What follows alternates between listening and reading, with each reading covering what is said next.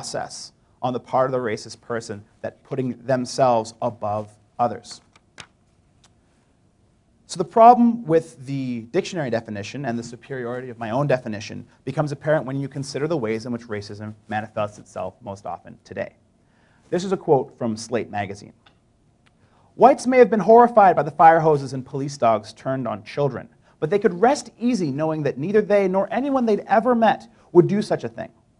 But most racism, indeed the worst racism, is quaint and banal. There's nothing sensationalistic about redlining or job discrimination.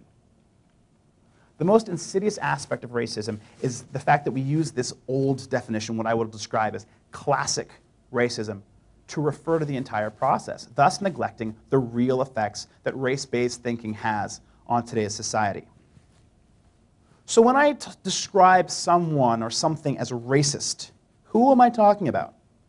I'm going to give you a few examples. How many of you have ever heard someone start a sentence with, "I'm not trying to be racist, but," what usually immediately follows this disclaimer?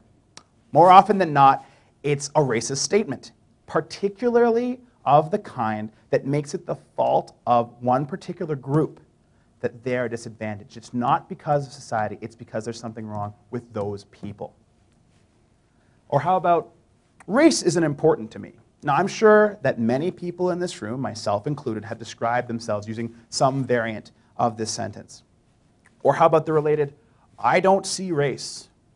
Stephen Colbert uses this one a lot, actually, to satirize the point, but he never really goes so far as to explain why it's satire, and I'm going to get to that in a bit. And this one is my favorite. "I'm not racist.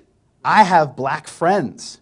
If I was racist, would I have an Indian girlfriend? I love Asian people. My doctor is Asian."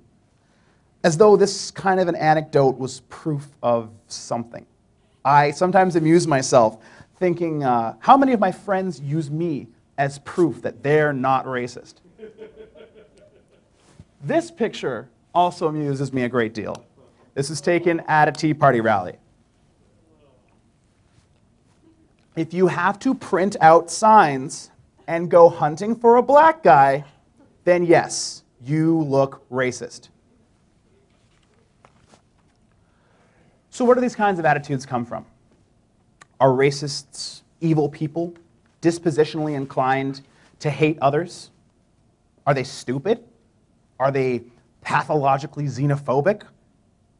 Only so far as you and I are. Because here's the thing, I'm racist. And this is the part that nobody likes to hear, but you're racist too. If you were born on this planet in this century, you were born into a system that has racism deeply ingrained in its cultural zeitgeist.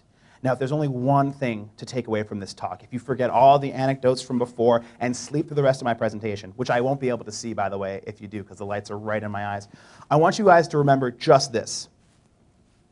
Racism comes from the society in which we all live. We're products of this society, and all of us have some kind of racism deep in our bones. Anytime someone says to you, "Well, my friends are racist, but I'm not," they are misunderstanding racism.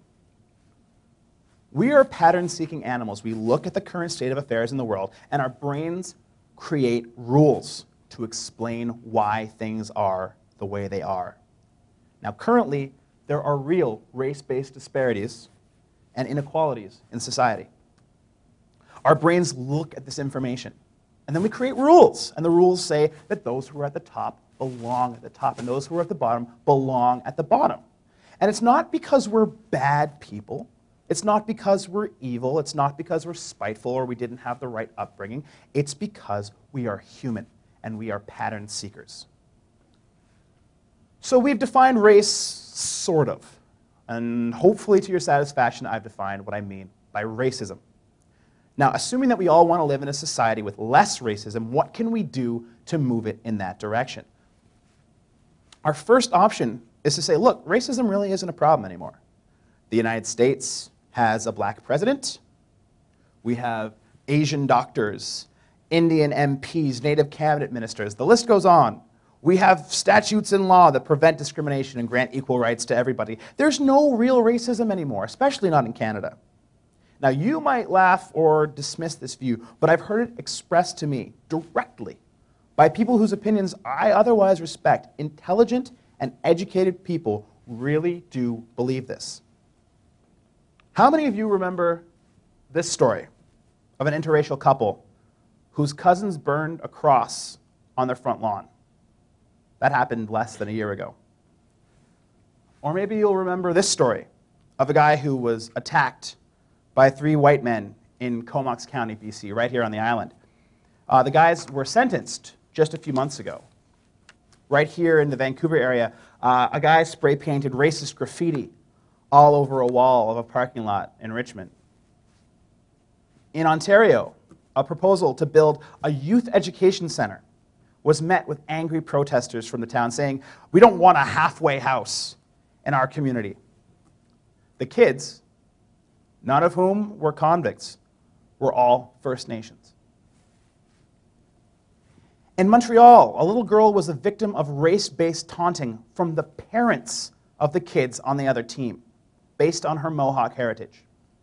The kids on the team were 13 and younger. So it might be nice to pretend that racism isn't an issue anymore, or that Canada doesn't really have a race problem, and that the fact is that ignoring the problem does not make it go away.